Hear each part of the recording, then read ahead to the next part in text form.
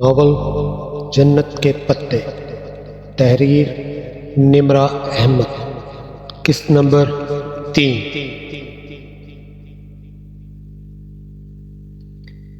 پہلے آپ کہیے۔ ولید میرج ہال کی پچھلی طرف سنسان گلی میں گاڑی لے آیا تھا۔ اوکے، مجھے کچھ بتانا تھا۔ میرے ابا نے معلوم نہیں آپ کو بتایا ہے یا نہیں، مگر میں بتانا ضروری سمجھتی ہوں۔ میرا نکاح میری پھوپھی کے بیٹے سے بچپن میں ہی ہو گیا تھا۔ وہ لوگ ترکی میں ہوتے ہیں۔ کچھ خاندانی مسائل کی وجہ سے میرے ابا ان سے تھوڑا بدظن ہے اور مجھے ڈائیورس دلا کر میری شادی کہیں اور کرانا چاہتے ہیں، مگر میں ایسا نہیں چاہتی۔ پلیز آپ انکار کر دیں۔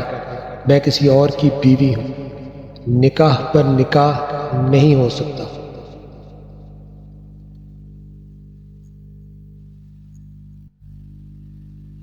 پلیز آپ سے درخواست کرتی ہوں۔ اس نے چہرہ اوپر اٹھایا۔ وہ یکٹک گہری خاموش نظروں سے اسے دیکھ رہا تھا۔ یہ اس کا چہرہ تو نہ تھا جو سارا راستہ ڈرائیونگ کے دوران دیکھتی آئی تھی۔ یہ تو کوئی اور ہی شخص تھا۔ پھر آپ نے کیا سوچا؟ اس کی آواز لڑکھڑا گئی۔ خطرے کا الارم زور زور سے اس کے اندر بجنے لگا۔ کس بارے میں؟ وہ بوجھل آواز میں بولا تو وہ دروازے کی طرف سمٹی۔ اس کا ہاتھ ہینڈل پر رینگا۔ آپ کے اس رشتے سے انکار کے بارے میں۔ ساری عمر پڑی ہے یہ باتیں کرنے کے لیے حیا۔ ابھی تو ان لمحوں کا فائدہ اٹھاؤ جو میسر ہے۔ وہ ایک دم اس پر جھکا۔ حیا کے لبوں سے چیخ نکلی۔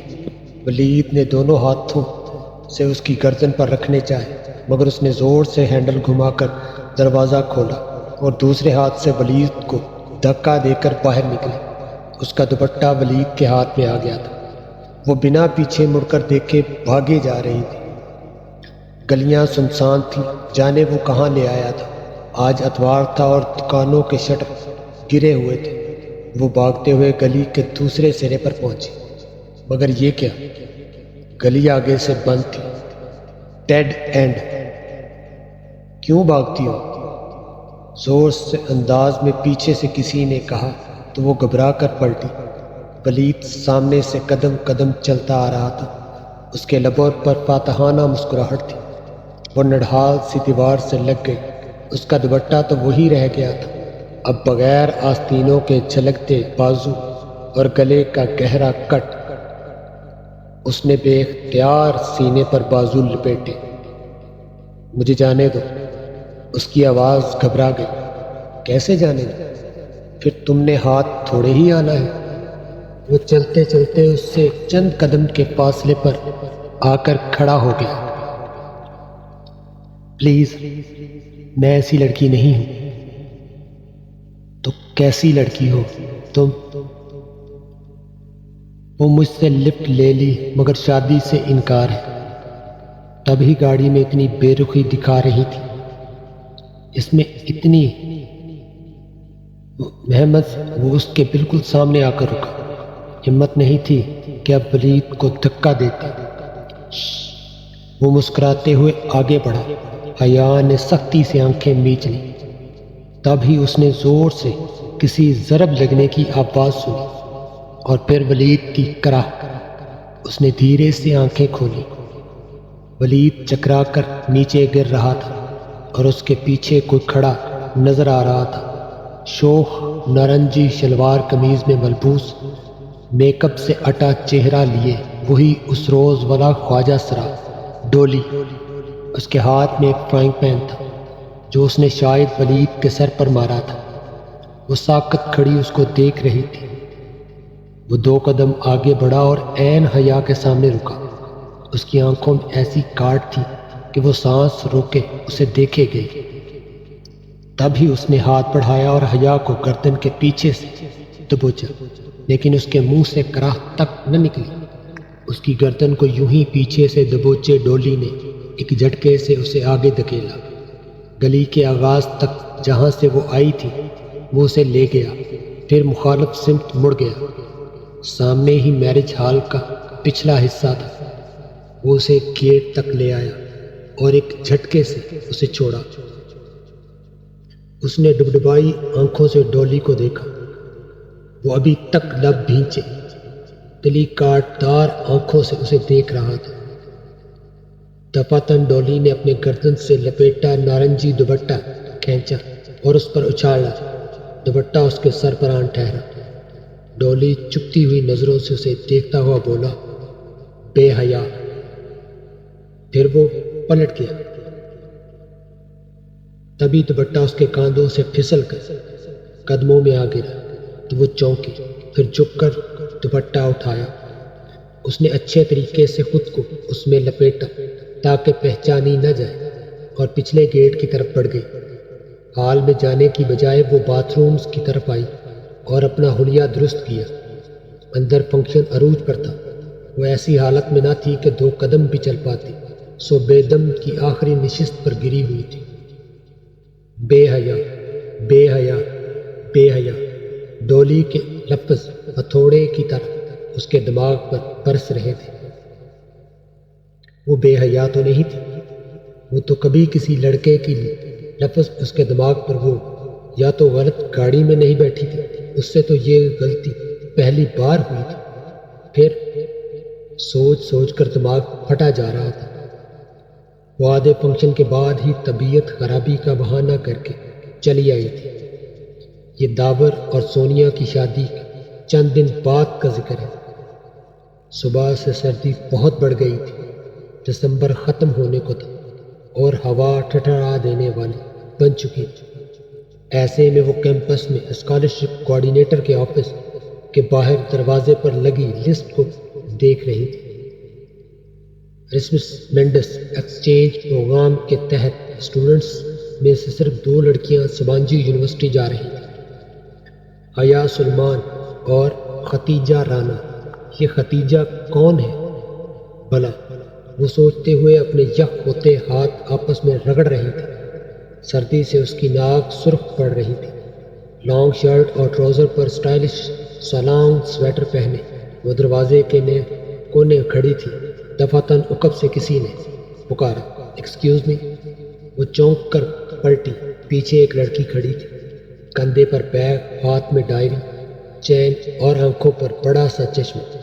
وہ اس کو نام سے نہیں پہچانتی تھی، لیکن یوں ہی میں کئی بار دیکھا ضرور تھا۔ وہ لڑکی سے خواہ مخواہ ہی بری لگی تھی۔ یہ حیا سلمان کون ہے بھلا؟ وہ چشمے کے پیچھے سے آنکھیں سکیڑے سوچتی ہوئی کہہ رہی تھی۔ حیا نے ایک تنزیہ نگاہ میں اس کا سر سے پاؤں تک جائزہ لیا، پھر ذرا روکھے انداز میں بولی، میں ہوں۔ اوہ! اس نے جیسے بمشکل اپنی ناگواری چھپائی۔ میں آپ کے ساتھ ترکی جا رہی ہوں حیا۔ میں ختیجہ ہوں۔ میری فرینڈز مجھے ڈی جے کہتی ہیں، لیکن آپ میری فرینڈ نہیں ہیں، سو ختیجہ ہی کہیے گا۔ مجھے بھی حیا صرف میرے فرینڈز کہتے ہیں۔ آپ مجھے مس سلیمان کہہ سکتی ہیں۔ وہ کہہ کر پلٹ گئی۔ عجیب بد دماغ لڑکی تھی وہ ختیجہ رانا۔ اسے پہلے بھی خواہ مخواہ بری لگی تھی اور اب اندازہ ہو گیا تھا کہ اس کے بھی حیا کے بارے میں کچھ ایسے ہی خیالات تھے۔ وہ جیسے ہی گھر آئی ظفر سامنے سے آ گیا، بھاگتا ہوا ہانکتا ہوا، حیا بی بی، حیا بی بی۔ بول بھی چکو اب۔ وہ گاڑی لاگ کرتی کوفت زدہ ہوئی، آپ کو ارم بی بی بلا رہی ہیں۔ خیریت؟ خیریت نہیں لگتی جی، وہ بہت رو رہی ہیں، ظفر نے رازداری سے بتایا تو وہ چونکی۔ اچھا میں آتی ہوں، تم یہ میرا بیگ اندر رکھ دو۔ وہ سیدھا ارم کے گھر کھلنے والے درمیانی دروازے کی طرف بڑھ گئی۔ آج میں سائمہ تائی اور سونیا بیٹھی تھی، سامنے کوئی کامدار دوپٹہ پھیلا رکھا تھا اور دونوں اس کے ساتھ الجھی تھی۔ آہٹ پر سر اٹھایا، اسے دیکھ کر دونوں ہی مسکرا دی۔ حیا کیسی ہو؟ بالکل ٹھیک۔ ارم کہاں ہے تائمہ؟ مجھے بلا رہی تھی۔ اندر کمرے میں ہوگی۔ اوکے میں دیکھ لیتی ہوں۔ وہ مسکرا کر راہداری کی سمت بڑھ گئی۔ ارم کے کمرے کا دروازہ بند تھا۔ اس نے ڈور ناب گھما کر دھکیلا، دروازہ کھلتا چلا گیا۔ ارم بیڈ پر اکڑو بیٹھی تھی، سامنے لیپ ٹاپ کھلا پڑا تھا۔ چہکتی اسکرین کی روشنی ارم کے چہرے کو چہکار ہی رہی تھی، جس پر آنسو لڑیوں کی صورت بہہ رہے تھے۔ ارم کیا ہوا؟ وہ قدرے فکر مندی سے ارم کے سامنے آئی بیٹھی۔ ارم نے سرخ مدروم آنکھیں اٹھا کر حیا کو دیکھا۔ اس کی آنکھوں میں کچھ تھا جو اسے ٹھٹکا۔ حیا ایک بات بتاؤ۔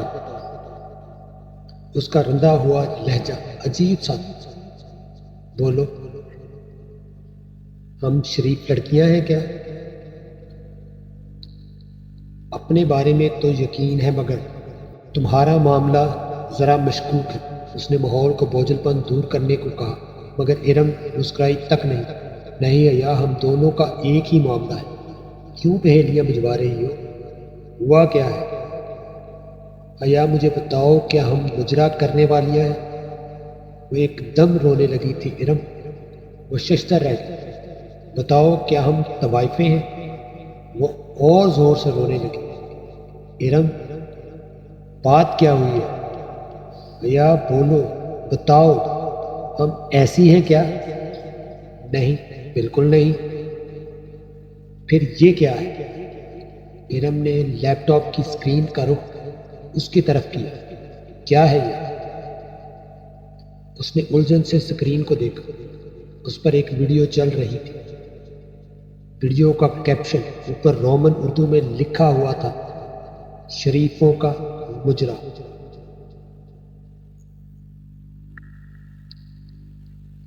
وہ ویڈیو کسی شادی کے فنکشن کی تھی۔ ہر سو سجی سنوری خواتین اور درمیان میں ڈانس فلور پر محو رقص دو لڑکیاں، ایک کا لہنگا گولڈن تھا اور دوسری کا سلور۔ پوری چھت جیسے اس کے سر پر آن گری۔ نہیں، وہ کرنٹ کھا کر اٹھی۔ یہ کیا ہے؟ یہ شریفوں کا مجرا ہے حیا، اور یہ ہم نے کیا ہے۔ یہ داور بائی کی شادی کی ویڈیو ہے جو کسی نے انٹرنیٹ پر ڈال دی۔ یہ پڑھو۔ ویڈیو ڈالنے والے نے اپنا ای میل ایڈریس بھی دیا ہے، جس پر میل کر کے پورے ڈانس کی ویڈیو بھی حاصل کی جا سکتی ہے۔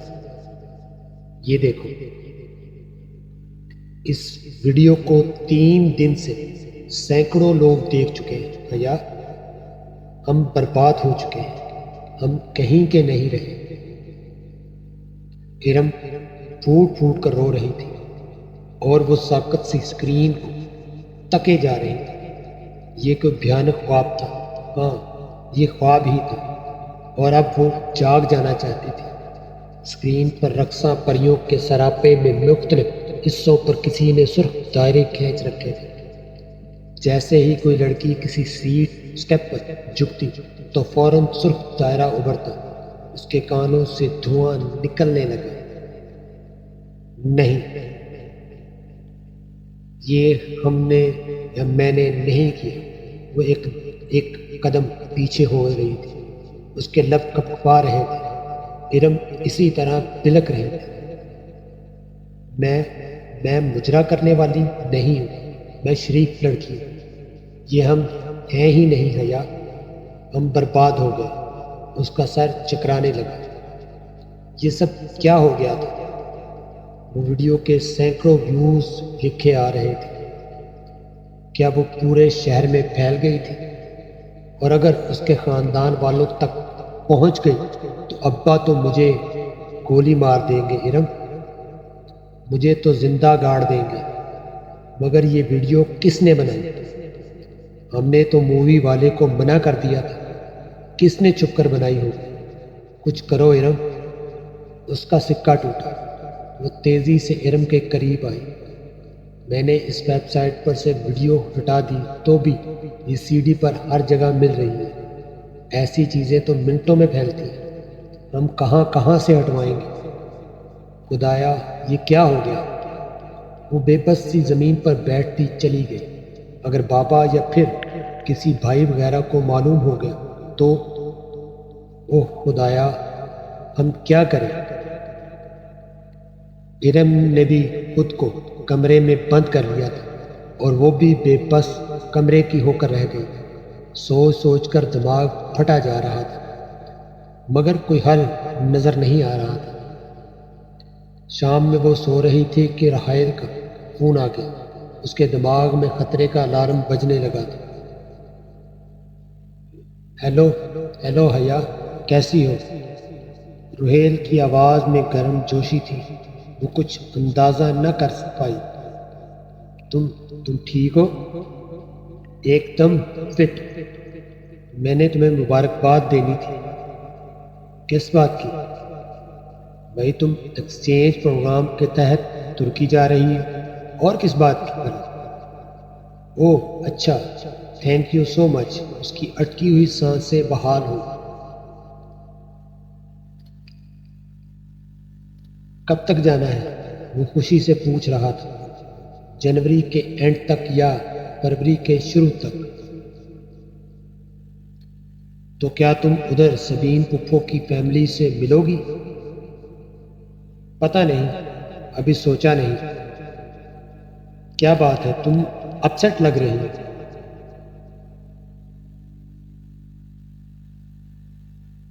وہ ذرا پریشان ہوئی۔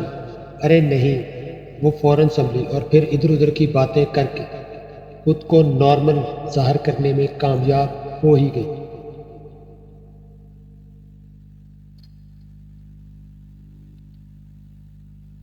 فون بند ہوا تو وہ ارم کی طرف چلی آئی۔ یوں منہ سر لپیٹ کر بیٹھنے سے کچھ نہیں ہوگا تو کیا کرے؟ ارم نے تکیہ پھینکا اور اٹھ بیٹھی۔ سب سے پہلے تو سارے گھر کے کمپیوٹر سے اس ویب سائٹ کو بلاک کرتی تاکہ کم از کم گھر والوں کو تو نہ پتہ چلے۔ پھر اس کا کوئی مستقل حل سوچتے ہیں۔ ٹھیک ہے چلو۔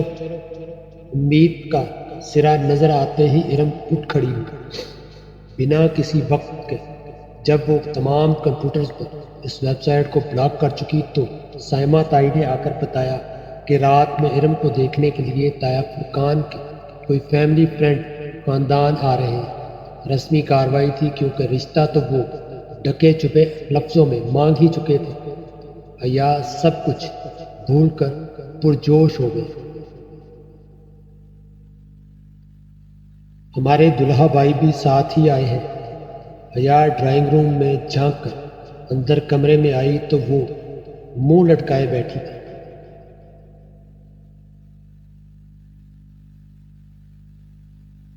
تم ایسے کیوں بیٹھی ہو؟ ارم نے آہستہ سے سر اٹھایا۔ سر پر سلیقے سے دوپٹہ اوڑھے وہ برد کھاوے کے لیے تیار بیٹھی تھی۔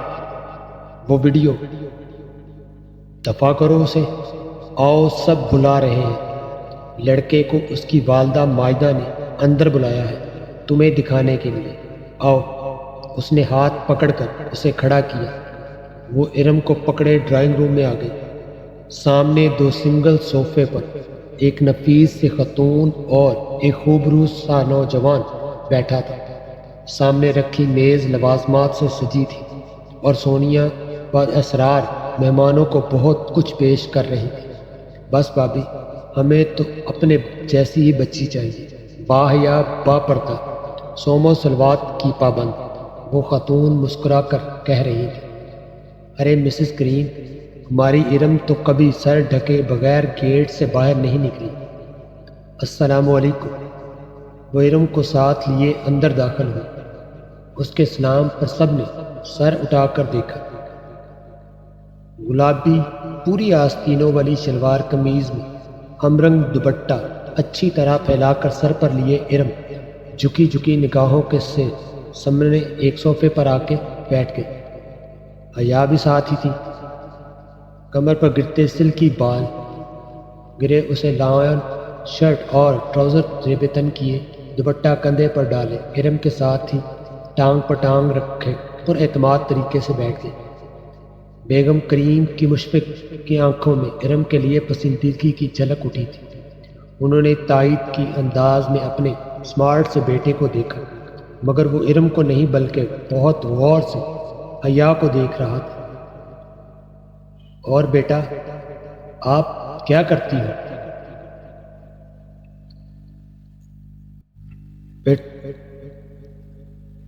آپ کیا کرتی؟ بیٹے کو متوجہ نہ پا کر وہ ارم سے مخاطب ہوئی۔ جی ماسٹرز کر رہی ہوں انگلش لٹریچر میں، ارم نے جھکی جھکی نظروں سے جواب دیا۔ تبھی حیا کو محسوس ہوا کہ وہ لڑکا مسلسل اسے دیکھ رہا ہے، بڑی جانچتی پرکھتی نظروں سے۔ دفعتاً اس نے پاکٹ سے اپنا بلیک بیری فون نکالا اور خاموشی سے سر جھکائے بٹن پریس کرنے لگا۔ خواتین آپس میں مصروف تھیں، مگر حیا کچھ عجیب سا محسوس کرتی کن اکھیوں سے اس کو دیکھ رہی تھی جو اپنے فون پر جھکا ہوا تھا۔ تبھی ہولے سے اس کے موبائل سے "مائی نیم از شیلا" کی آواز گونجی، جسے اس نے فوراً بند کر دیا، مگر وہ سن چکی تھی۔ شیلا کے ساتھ شادیوں کا مخصوص شور بھی سنائی دے رہا تھا، اور ارم نے بھی شاید کچھ سنا تھا۔ تب ہی چونک کر گردن اٹھائی اور پھر قدرے سبکی سے واپس جھکا دی۔ حیا کو اپنے جسم سے جان نکلتی ہوئی محسوس ہوئی۔ کیا دنیا اتنی چھوٹی تھی؟ وہ اب موبائل پر کچھ دیکھ رہا تھا، کبھی اسکرین پر دیکھتا اور کبھی حیا اور ارم کے چہروں پر نظر ڈالتا۔ صاف ظاہر تھا کہ وہ کچھ ملانے کی سعی کر رہا تھا۔ پھر ایک دم وہ اٹھا اور تیزی سے کمرے سے نکل گیا۔ ایک شرمندہ سی خاموشی سے سارے ماحول کو گھیر لیا۔ حیا نے سر جھکا دیا، اسے اپنا دل ڈوبتا ہوا سا محسوس ہوا تھا۔ وہ بہت بے چین سی بیٹھی، پاؤں اوپر صوفے پر سمیٹے، ہاتھ میں ریموٹ پکڑے۔ وہ جلائی ہوئی سی چینل بدل رہی تھی، مضطرب، بے بس، پریشان۔ اسمارٹ ٹی وی کی اسکرین پر پورے میوزک کے ساتھ اشتہار چل رہا تھا۔ وہ غائب دماغی سے اسکرین کو دیکھ رہی تھی، جہاں موبائل کمپنی کے ساتھ غیر تصدیق شدہ سم کا استعمال قانونی جرم ہے۔ PTA لکھا آ رہا تھا۔ جانے کب پوز کا بٹن دبا دیا اور اشتہار وہیں رک گیا۔ وہ اتنی دور بھٹکی بھی نہ کر پلے نہ کر سکتی تھی۔ دفعتاً دروازے میں فاطمہ بیگم کی شکل دکھائی دی تھی۔ وہ تھکی تھکی سی اندر داخل ہو رہی تھی۔ حیا ریموٹ پھینک کر تیزی سے اٹھی۔ کیا بات تھی؟ سائمہ تائی نے کیوں بلایا تھا؟ ارم کے رشتے کے لیے جو لوگ اس دن آئے تھے، انہوں نے انکار کر دیا ہے، حالانکہ رشتہ مانگ چکے تھے، اور حیا کا دل بہت ڈوب کر ابھرا تھا۔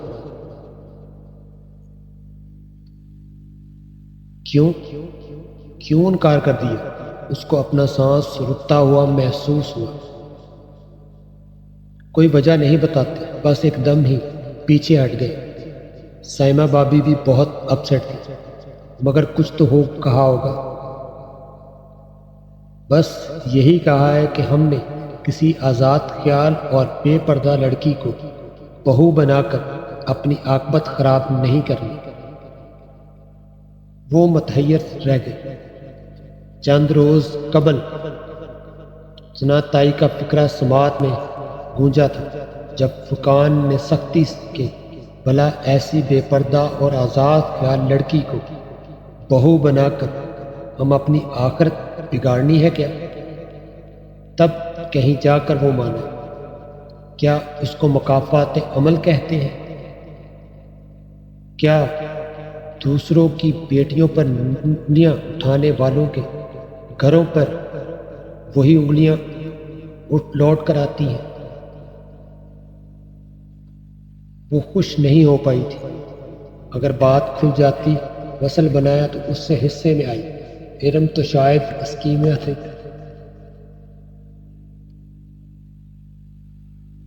اسے بگاڑا ہے کہہ کر درمیان سے نکال لیتی، اور بات تو اب بھی کھل سکتی تھی۔ وہ ویڈیو تو اب بھی انٹرنیٹ پر موجود تھی۔ ٹی وی اسکرین پر اب بھی اشتہار رکا ہوا تھا۔ وہ بس خالی نظروں سے اسے دیکھے گئے۔ بغیر تصدیق شدہ سم کا استعمال قانوناً جرم ہے۔ PTA بغیر تصدیق شدہ سم کا استعمال قانوناً جرم ہے۔ PTA وہ بے خیالی میں سکتی سوچوں کی الجھن سے نکل کر ایک دم چونکی۔ بغیر تصدیق شدہ سم کا استعمال قانوناً جرم ہے۔ PTA بجلی کا ایک کوندا سا اس کے ذہن میں لگا۔ اوہ خدایا، یہ خیال اسے پہلے کیوں نہیں آیا؟ وہ ایک جھٹکے سے اٹھی اور باہر کی طرف لگ گئی۔ ارم کھولا، ارم، بہت زور سے چلاتے ہو حیا نے اس کے کمرے کا دروازہ کھولا۔ ارم موبائل پکڑے بیڈ پر بیٹھی تھی۔ دروازہ کھلنے پر گڑبڑا کر موبائل سائڈ پر رکھا۔ کیا ہوا؟ ساتھ ہی ارم نے اپنا موبائل الٹا کر دیا تاکہ اسکرین چھپ جائے۔ سنو، وہ انکار کر دیا۔ تبھی رشتے والی بات یاد آئی۔ اوہ، آئی ایم سوری، ان لوگوں نے رشتے سے انکار کر دیا۔ وہ تو ویڈیو دیکھ کر کرنا ہی تھا۔ خیر جانے دو، اچھا ہی ہوا۔ وہ مطمئن تھی۔ ارم، تم سے کبھی موبائل کنیکشنز کے اشتہاروں میں وہ عبارت پڑھی ہے کہ غیر تصدیق شدہ سم کا استعمال جرم ہے؟ ہاں، تو کیا تمہیں معلوم ہے کہ سم رجسٹرڈ کروانا کیوں ضروری ہوتا ہے؟ کیوں؟ تاکہ کوئی کسی سم کا غلط استعمال نہ کر سکے، چاہے وہ دہشت گردی کی واردات ہو یا کسی کو رانگ کالز کرنا۔ یہ سب سائبر کرائم کے تحت آتا ہے۔ Cyber crime? ارم نے پلکیں جھپکائیں۔ ارم، ہماری پرسنل ویڈیو انٹرنیٹ پر ڈال دینا بھی تو ایک سنگین جرم ہے۔ ہم اس کی رپورٹ کر سکتے ہیں، مگر ہم کس کو رپورٹ کریں گے؟ وہ نیم رضامند ہوئی تو حیا نے جھٹ اپنا موبائل نکالا۔ پی ٹی اے کو دروازہ بند کرو، میں ہیلپ لائن سے نمبر لیتی ہوں۔ پی ٹی اے کی ہیلپ لائن کا نمبر آسانی سے مل گیا، مگر آپریٹر نے نہایت شائستگی سے یہ کہہ کر معذرت کر لی کہ اس طرح کے کیس کی سائبر کرائم یا کسی انٹیلیجنس کے سائبر سیل کو رپورٹ کرنا ہوگا۔ حیا نے ان سے ملک کی سب سے بڑی سرکاری سویلین ایجنسی کے سائبر کرائم سیل کا ای میل ایڈریس لے لیا تو، لیکن اب وہ متذبذب بیٹھی تھی۔ یہ انٹیلیجنس والے بڑے خطرناک لوگ ہوتے ہیں ارم، مگر اب یہ کرنا تو ہے نا، اور واقعی کرنا تو تھا۔ ارم نے لیپ ٹاپ کھولا اور پھر بہت بحث و تمہیز کے بعد انہوں نے ایک کمپلینٹ لکھی اور اس پتے پر بھیج دی جو پی ٹی اے سے ان کو ملا تھا۔ بمشکل 10 منٹ گزرے تھے کہ حیا کا موبائل بجا۔ چمکتی اسکرین پر لکھا آ رہا تھا، پرائیویٹ نمبر کالنگ۔ یہ کون ہو سکتا ہے؟ اس نے اچنبھے سے موبائل کان سے لگایا۔ ہیلو۔ دوسری جانب ذرا خاموشی کے بعد ایک بھاری گمبھیر آواز سنائی دی۔ السلام علیکم مس حیا سلمان۔ جی، آپ کون؟ میں میجر احمد بات کر رہا ہوں، سائبر کرائم سیل سے۔ آپ نے ہماری ایجنسی میں رپورٹ کی ہے، ہمیں ابھی آپ کی کمپلینٹ موصول ہوئی ہے۔